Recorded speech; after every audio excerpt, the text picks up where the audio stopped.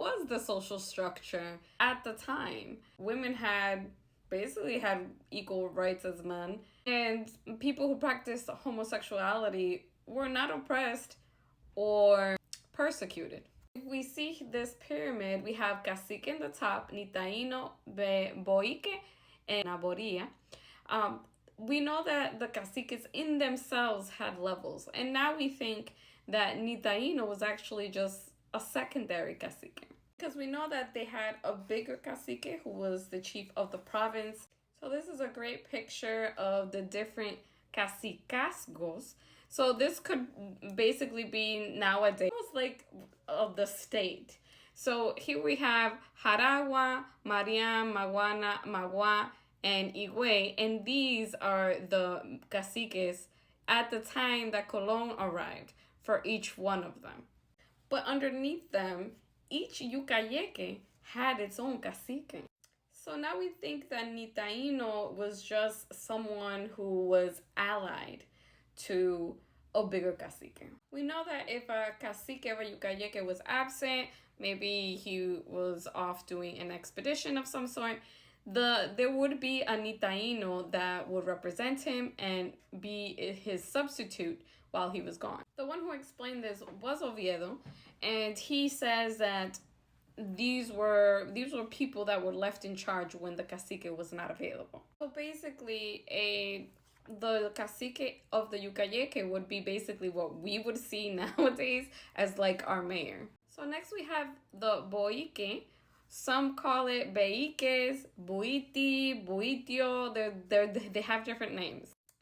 This person was basically the medicine man. So the beique had a great knowledge of herbs. He was seen as like a living archive. He knew all the areitos, as most everyone else did.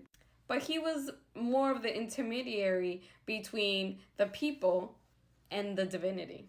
He was very, very busy. He would be present in all of the religious and civil ceremonies. He was consulted, just like the elders of the village, who were very much prized, and they would look to the elders for advice. They would even bring him newborns to know their destiny. And as we see here, he would participate in cleansings where he would purify his body. Sometimes he would fast to the point where he became skeletal. Fray Ramon Panet collected this belief that the beiques could not die any type of violent death unless their testicles were crushed or removed. So he was known to fast with a special diet, using medicinal plants, with song. He would suck on different parts of a patient's body because he was there as the medicine man in order to remove sickness. And in this process, he would supposedly produce these little stones that had the sickness. And these sacred stones were supposedly treasured by women to help them give birth. Columbus even took some of these stones back to present to the Catholic kings. So in the last part, I had talked about the social structure and finished off talking about El Bejique, who was the medicine man. But something happened when the Spanish arrived, and the Bejique was unmasked. Come to find out that the Taínos, caciques, and Bejiques played tricks on the people. So as I noted in the last part, what the Bejique would do when someone was sick was that he would fast, he would purify himself. When he would see them, he would give them a special diet and tell them, okay, you need to eat this, drink this, etc. Send them home. However, usually the person got worse. So he would go again and visit them. And he, again, would fast, special diet, ceremony, and using various plants and songs. Then he would suck on different parts of the body, right? After doing that, he would supposedly produce these stones. And many people took them as being sacred because these were the stones that took away the disease. However, come to find out that they actually would wrap up little pieces of bone and stone, put it in their mouth before going off to see the sick. He then would produce the stones almost like a psychological placebo to try to make the person feel better. I feel that after people started to realize this, after the Spanish arrived, it caused a lack of faith in their leaders. And I feel like that's part of what disintegrated the society.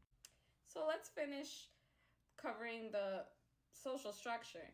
So again, cacique in the top, but I want to talk about the cacique after we get through everybody else. We already talked about the Taínos, the Beique. Now the Naboria or Nabori. The belief is that it means the common man or server. What we do know is that the Taínos did have slaves.